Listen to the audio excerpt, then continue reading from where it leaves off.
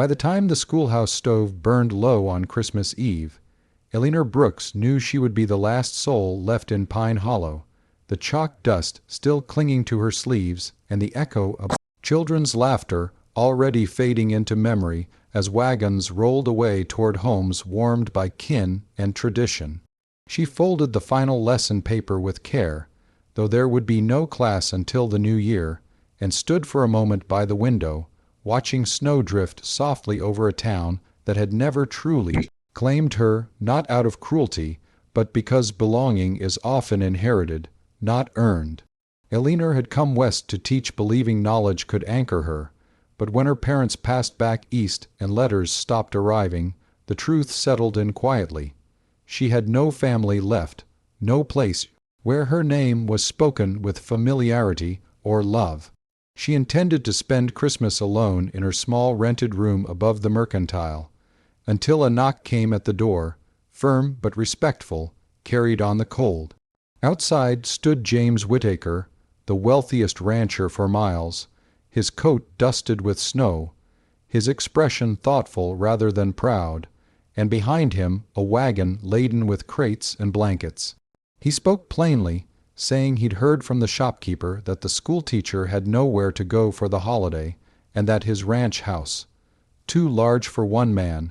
was loud with children who weren't his by blood but were his by promise. Eleanor hesitated, pride and uncertainty tangling in her chest, yet something in James's manner, an absence of Charity's sting,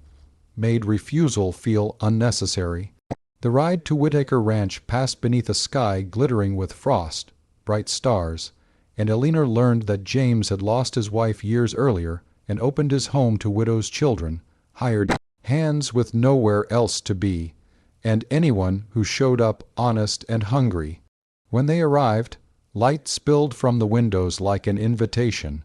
and the door burst open with shouts of welcome, children tugging at James's sleeves and staring at Eleanor with curious smiles. Inside, the house hummed with warmth and motion, a table long enough to hold many stories, and Eleanor felt something she hadn't dared hope for,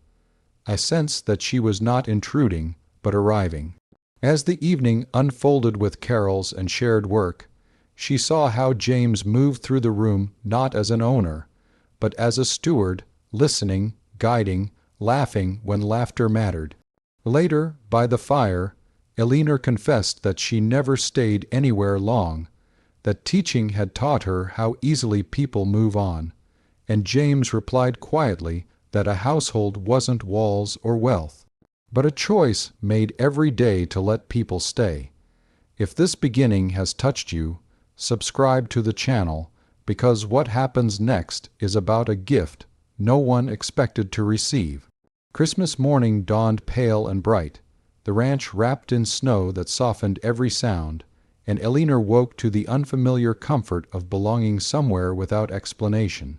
the voices of children already rising like birdsong from below. She helped prepare breakfast, discovering that generosity multiplied when shared, and watched as James ensured every child received a small, thoughtful gift, not expensive, but chosen,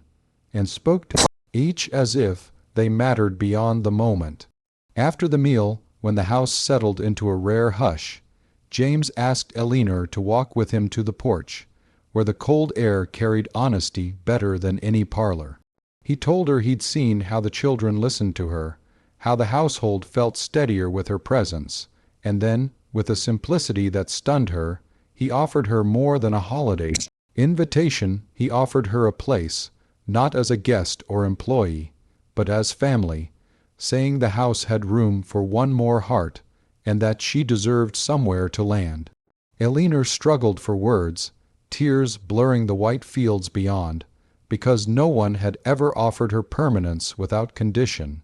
and she asked what he expected in return. James smiled, gentle and firm, and said only that she stay if she wished, teach if she wished, leave if she must, but know that the door would not close behind her. In that moment, Eleanor understood that wealth, when guided by compassion, could become shelter rather than separation, and she accepted,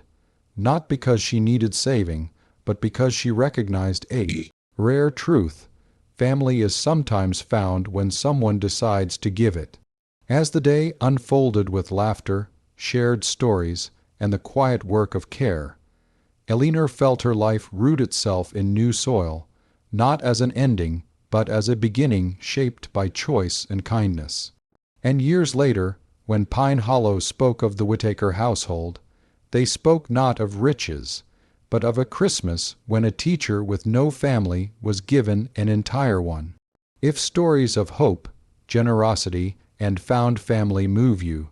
subscribe to the channel for more unforgettable Western Christmas tales.